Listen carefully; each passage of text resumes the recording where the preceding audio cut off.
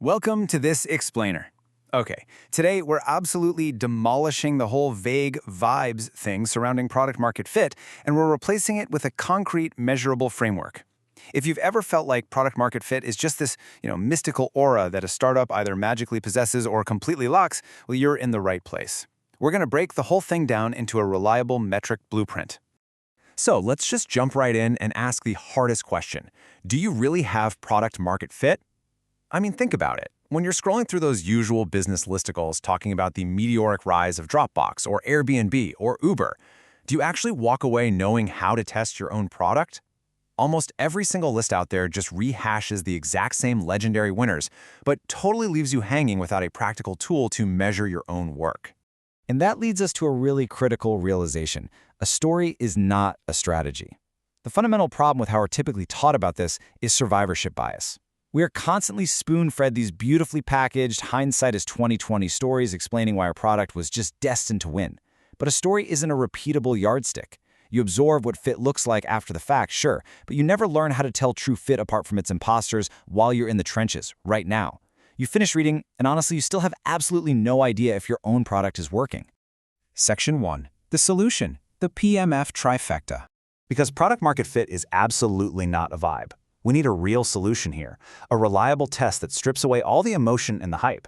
True product market fit actually shows up as 3 measurable signals, what the source material calls the PMF Trifecta.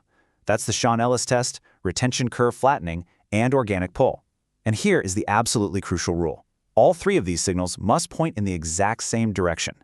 Any one of these acting alone, that's just a false positive. You literally need all 3 firing at once. So our first signal is the Sean Ellis test. To run this, you literally survey your users and ask them one simple question. How would you feel if you could no longer use this product?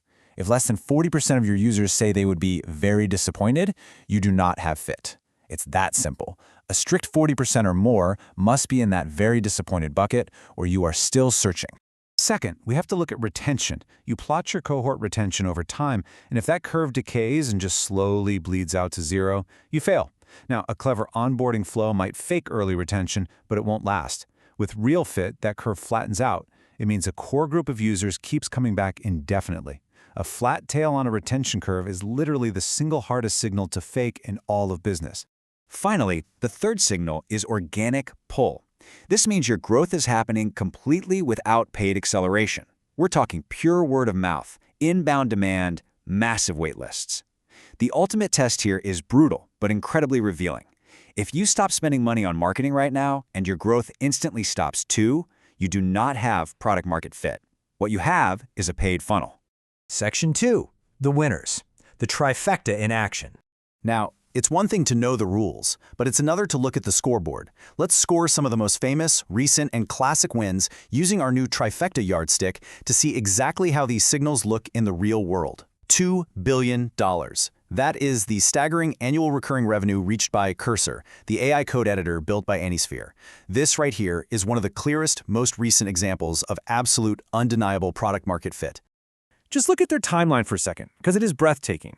Cursor hit $100 million in ARR by January 2025, which is the fastest any software company has ever reached that milestone.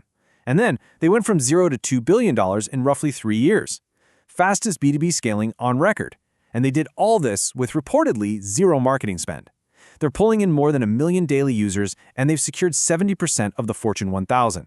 When demand pulls your product out hard without you even having to push it, you know for sure all 3 trifecta signals are firing simultaneously.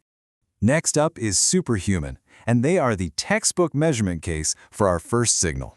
This one is famous because the founder, Rahul Vora, actually published the internal machinery of his company. He ran the Sean Ellis survey and found that a massive 58% of his users would be very disappointed without the product. I mean, that is way above our 40% bar.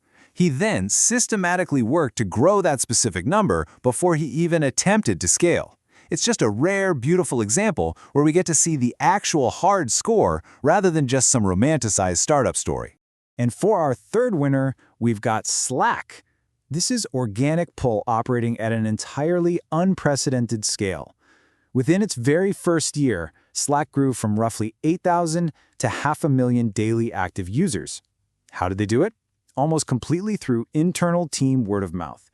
One team would start using it, they'd love it, and their enthusiasm organically pulled in other teams inside and even outside the company. Pure, unadulterated organic pull.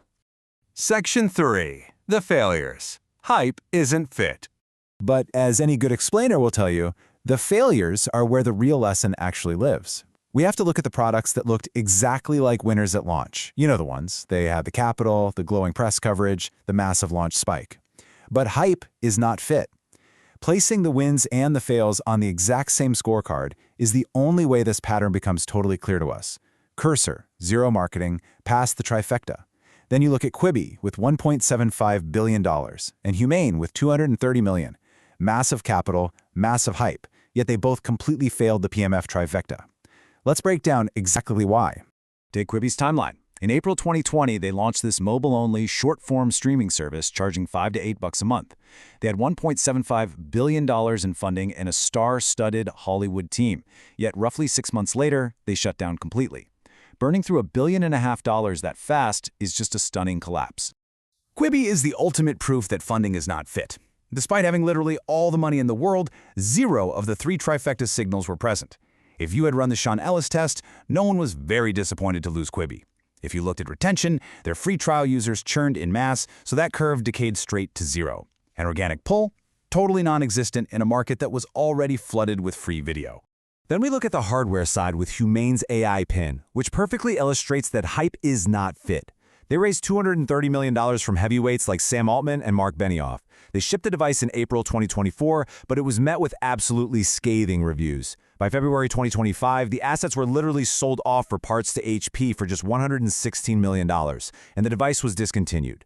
Their 2024 cousin, the Rabbit R1, suffered the exact same fate, riding that very same AI gadget hype wave. I really want this quote to stick in your mind because it's the brutal truth from our source material. Pre-orders and press are not retention. A massive launch event creates a spike. Hype creates organic-looking buzz, but a spike does not flatten a retention curve, and press coverage definitely does not produce genuine organic pull. Section 4.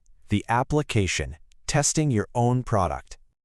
All right, so we've seen the winners, we've dissected the failures. How do you, the builder, the founder, the product manager listening right now, how do you run this exact test on your own business today? Well, you don't need a famous company to run this playbook. You just need to get 3 clear readings on your own users.